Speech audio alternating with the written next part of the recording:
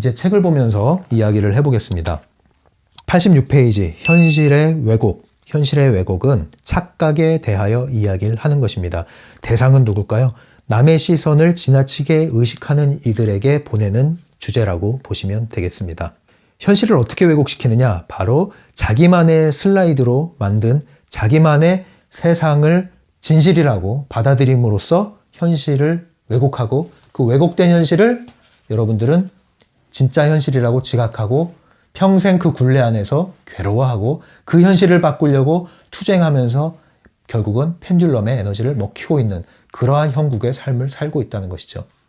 우리는 여기서 나오기 위해서 내가 갖고 있는 슬라이드, 내가 가지고 있는 세계관, 관념, 신념을 깨트려야 된다. 86페이지에 보시면요. 지금 당신이 옷차림 때문에 신경을 쓰고 있다고 가정해보자. 당신에게는 다른 사람들이 당신을 조롱하는 눈으로 보고 있거나 심지어 당신의 옷차림에 대해 화를 내고 있는 것처럼 보이기까지 할 수도 있다. 하지만 주변 사람들의 마음속에는 그런 생각이 없다. 이런 생각은 오로지 당신의 마음속에서만 현실을 왜곡시키는 슬라이드와 같은 형태로 존재하는 것이다. 예, 이 얘기입니다. 네. 의외로 사람들은 여러분들에게 관심이 없는데 여러분들은 다른 사람에 대해서 너무 관심을 해요. 어떤 관심일까요? 다른 사람들이 나를 어떻게 생각할까? 여기에 대해서 너무 관심을 한다는 거죠. 별로 관심 없습니다, 여러분. 네. 그래서 여기 나오죠. 슬라이드는 현실의 왜곡된 표현이다. 슬라이드는 당신의 머릿속에는 있지만 다른 사람들 속에는 없는 무엇이다. 네. 슬라이드는 다른 사람에게는 없는데 당신에게만 있는 무엇이다. 당신만의 필름을 끼워 넣고 그 똑같은 필름을 투과시키는 이 세계관, 이것이 슬라이드다. 그래서 계속 내용이 나오는 것은요, 이제 외모 컴플렉스에 대한 얘기가 나오는 거예요. 저도 옛날에 외모 컴플렉스가 있었어요. 청소년 시절에 한참 발달할 때잖아요. 그때 뭐 아토피 때문에 힘들었기도 한데 코가 좀 컸거든요. 이 코가 큰 게 유난히 이제 저한테 컴플렉스예요. 코는 크고 입은 작고 입술은 작고. 그래서 한참 이거 힘들었는데 의외로 사람들은 관심이 없어요, 사실은. 근데 내 세계 안에서 갇혀가지고 이 신경을 쓰는 거죠. 근데 그게 있어요. 이 컴플렉스를 가지면 생각이 여기 점유당하잖아요. 그럼 온갖 사람들을 대할 때 지레 그 생각을 한단 말이에요. 그럼 어떻게 될까요? 외모가요, 바뀌어요. 외모가. 물론 성장 과정에서 바뀌는 것도 있지만요. 우리가 나에 대해서 어떤 생각을 하고 있느냐에 따라서 자아 이미지에 따라서 실제 외모가 달라지는 거 아십니까? 정말 그렇습니다. 저희 사진을 보면은 그 인생이 담겨 있어요. 사람은요, 인상이라는 게 있잖아요. 인상은 마음씨에 따라서 인상이 좌우되거든요. 순간 생각하는 게 아니라 그 사람의 슬라이드가 뭐냐 이거예요. 그 슬라이드가 마음씨예요. 그 슬라이드에 따라서 인상이 좌우돼요. 그 인상에 따라서 얼굴 모양도 바뀝니다, 여러분. 그러니까 실제로 못생긴 형태의 얼굴일지라도 마음씨가 곱고 인상이 좋은 사람들은요, 사람들한테 인기가 많아요. 근데 얼굴이 반반한데 마음씨가 복잡하고 안 좋고 어둡고 파괴적이면 인상이 안 좋거든요. 그러면 얼굴이 아무리 곱상하고 해도요, 거부감이 듭니다. 그래서 외모에 대해서 이렇게 내용이 나오네요. 못생긴 외모에 대한 스스로의 생각이 당신의 행동을 결정한다. 그리고 그것이 당신을 실제로 못생긴 사람으로 만들어 놓는다. 그래서 이 트랜서핑 원리가 작용했다는 거죠. 내가 머릿속에서 계속 나는 못났어 하니까 가능태 공간이 영혼과 마음과 일치된 그 상태를 그대로 갖다 주는 거죠. 그래도 못났어. 이렇게 되는 겁니다. 다음 읽어볼게요. 슬라이드는 두 가지 방식으로 작용한다. 한편으로 그것은 세상 속 당신의 위치에 대한 생각과 타인들이 당신을 어떻게 생각할지에 대한 생각을 왜곡시킨다. 이 얘기는 뭐냐면요. 슬라이드가 두 가지 방식으로 작용한다고 했을 때 첫 번째 나온 내용은 자기인식이에요. 나에 대한 거 여기 나왔죠. 나에 대한 인식. 당신의 위치에 대한 생각, 그리고 타인들이 어떻게 생각할까에 대한 생각. 이것이 바로 자기인식을 얘기하는 거예요. 두 번째 읽어볼게요. 다른 한편으로 슬라이드는 외부 세계에 대한 당신의 생각을 왜곡시킨다. 이것은 세계에 대한 인식, 세상에 대한 인식, 현실에 대한 인식을 왜곡시킨다. 두 가지죠. 나에 대한 인식, 자기인식은 이제 타인 인식을 포함하는 거예요. 타인이 나에 대해서 어떻게 생각할까에 대한 생각. 그래서 자기인식, 세계인식, 이 두 가지가 슬라이드에 의해서 좌우된다. 뭐 그런 얘기 있잖아요. 대학 다닐 때, 대학 시절에 한 번은 진보 혹은 이제 좌파 이런 거에, 운동권이죠. 그런 거에 여러분들을 딱 한 번쯤 경험을 해야 되고 또 나이 들어서는 이제 보수가 돼야 된다 이런 얘기를 하는데 어쨌든 그런 이데올로기 이런 것들에 점유당해 본 경험이 있는 분들이 있을 겁니다. 여러분들 이제 대학 시절을 경험하신 분들이라면 그런데 그런 경우에도 이제 전형적으로 이 슬라이드가 작용하는 겁니다, 여러분. 전형적으로. 저 역시도 그런 것들에 한번 깊이 점유를 당하다 나온 경험이 있어요. 지금은 뭐 완전히 자유로워졌지만 굉장히 한동안은 힘들었습니다. 그것 때문에. 그 소위 말하는 부채의식이라는 거 있죠. 부채의식. 이게 죄책감이거든요. 펜듈럼에서 말하는. 이거에 사로잡혀서 그 사상에서 벗어나기가 굉장히 쉽지가 않았었어요. 돌이켜보면은 상당히 전형적인 펜듈럼 안에 갇혀 있었구나라는 것을 지금 이해하고 있는데요. 여러분들이 이 현실을 인식을 어떻게 하느냐에 따라서 여러분들이 인생을 정말 엉뚱한 방향으로 갈 수가 있어요. 여러분들의 의도와 상관없이 말이죠. 그래서 이런 것들이 비교적 젊을 때 20대 이런 것들이 잘 정립이 되면 상당히 좋은데 뭐 좌충우돌 하면서 정립이 되는 겁니다. 사실은 좌충우돌 하면서. 근데 그러한 좌충우돌이 20대에 충분히 이루어지길 바랍니다. 20대에는 여러분들 실패를 하고 실수를 해도 용인이 되고 그것이 오히려 여러분들에게는 자산이 될 수 있는 기회죠. 그런데 4, 5, 60대에 가서 실수를 하게 되면 여러분들은 돌이킬 수 없는 그러한 손실을 입을 수도 있는 거잖아요. 그렇기 때문에 할 수 있는 한 젊을 때 실패를 하고 실수를 하는 것을 두려워하지 않기를 바랍니다. 그리고 이러한 슬라이드를 여러분들이 온전히 이해할 수 있었으면 좋겠어요. 자기 세계 안에 갇혀서 이것이 세상의 전부라고 보지 마시고 여러분들이 이 모든 것을 돌릴 수 있는 바로 이 슬라이드 전체를 이해하시면 그것이 여러분들이 트랜스서핑의 관점을, 조망을 갖게 되는 것이고요. 그것을 갖게 되는 순간 여러분들은 여러 사람들, 단체들, 조직들, 문화들, 세계들, 나라들, 이데올로기, 온갖 철학들이 얘기하는 것들에서 여러분들은 자유로워질 수 있고 흔들리지 않을 수 있고 필요한 대로 여러분들이 섭렵할 수가 있습니다. 88페이지 하단 보시겠습니다. 투사에 대한 얘기가 나오는데요. 읽어볼게요. 투사란 잠재의식 속으로 쫓겨난 자기 불만이 타인에게 흙탕물을 튀길 때 일어난다. 그는 자신의 나쁜 면을 스스로 질책하고 싶지 않아서 타인에게서 똑같은 것을 찾아내고 싶어 하는 것이다. 사람들은 흔히 자신에 대해 스스로 좋아하지 않는 점을 타인에게서 찾아내고 그것을 흠잡는 데서 즐거움을 느낀다. 네. 여기서 하는 얘기는 그거예요. 이제 투사 얘기를 하면서 하는 얘기가 자기 안에 문제가 있는데 이 문제를, 그러니까 그 자기 자신의 문제라는 것을 보지 못하고 다른 사람에게서 그 문제를 찾아내는 순간 그냥 물어뜯는 거죠. 이렇게 비유하는 게 좋을 거예요. 이제 실제 사례인데, 여러분들이 경험하신 분들도 있을 거예요. 자녀 문제로 이제 힘들어 하시는 분의 이야기인데요. 예전에 어떤 분이 그런 얘기를 했어요. 그 자녀분이 있는데, 특정한 취미 생활을 하고 있었어요. 특정한 취미 생활을. 근데 이제 자동차와 관련된 거거든요. 근데 거기에 엄청나게 몰두를 하는 거예요. 오타쿠라고 그러잖아요, 흔히. 완전히 그냥 거기에 몰두해가지고 그와 관련된 자료도 찾아보고 잡지도 모으고 그림도 그리고 맨날 자동차와 관련된 빠져버린 거예요.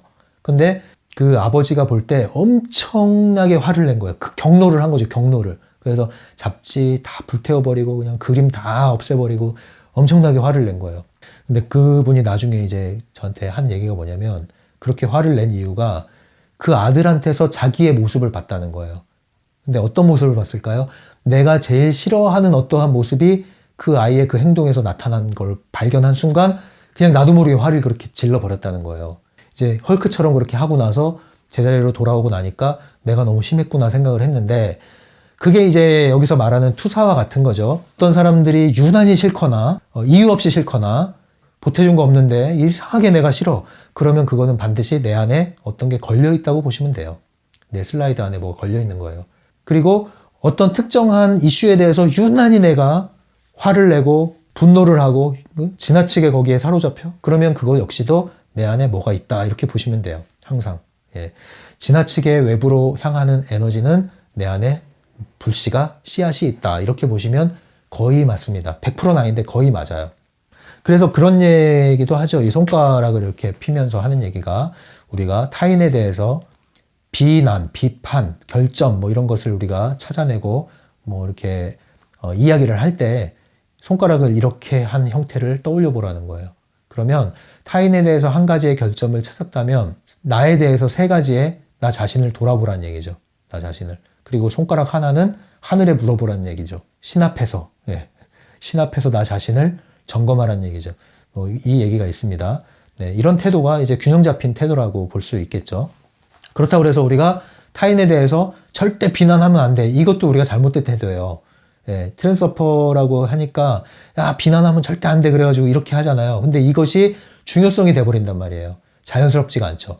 항상 뭐든지 자연스러워야 돼요. 자연스럽지 않게 한 것은 뭐예요? 균형력이 깨지게 돼 있어요. 그러니까 차라리 하고 나서 돌이키는 게 낫죠. 그러면 균형을 잡아요, 나중에. 균형을 잡으면 이것이 강하게 안 나가요. 이렇게 되죠. 트랜스서퍼는 착한 사람이 아니라는 거예요. 악한 사람도 아니지만 착한 사람도 아니라는 겁니다. 89페이지에 볼까요? 물론 이것은 남의 결점을 나무라는 사람은 반드시 자기도 똑같은 결점을 가지고 있다는 뜻은 아니다. 네, 이렇게 보충을 합니다. 그리고 역으로도 이렇게 생각할 수 있다는 거죠. 읽어볼게요. 누군가가 엉뚱한 일로 당신을 비난하거나 당신과는 무관한 결점을 덮어 씌우려고 한다면 자신에게 이렇게 물어보라. 혹시 저 사람은 상대방에게 투사하려고 하는 그 결점을 스스로 갖고 있는 게 아닐까? 10중 8구는 바로 그것일 것이다. 네. 자, 그러면 슬라이드라는 것, 이것은 도대체 무엇이 이 슬라이드를 만들어낼까요? 했을 때 여기에 이렇게 내용이 나옵니다. 읽어볼게요. 슬라이드를 만들어내는 것은 무엇일까? 중요성이다. 여기서 우리는 다시 중요성과 마주친다. 네. 중요성이 슬라이드를 만들어낸다. 그렇죠? 중요성이라는 것을 다른 말로 얘기하면은 뭔가 특별하게 생각하는 거예요. 특별하게. 예. 그리고 나서 이제 89페이지 하단에 나온 내용이 유명한 화가 얘기가 나오죠.